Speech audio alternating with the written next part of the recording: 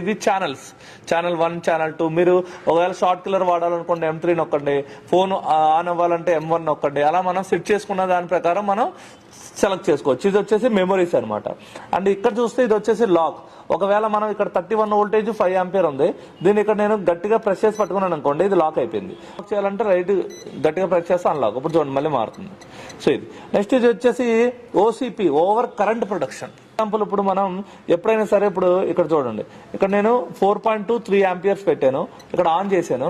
So ఎప్పుడైతే మనం ఒకవేళ కరెంట్ ఎక్కువైందో, ఏదైనా షార్ట్ ఉందనుకోండి, వెంటనే అది డిస్కనెక్ట్ అయిపోద్ది. షార్ట్ ఉంటే డైరెక్ట్ గా ఇక్కడ చూపిస్తుంది కదా, మీకు మొబైల్ షాప్ లో వాళ్ళకి ఐడియా ఉంటుంది.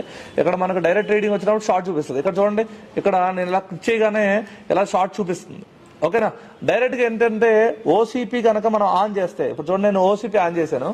సో ఇక్కడ చూడండి, అంటే మీకు డైరెక్ట్ గా ఇంకా షార్ట్ అనేది డైరెక్ట్ ఆగిపోతుంది అనమాట.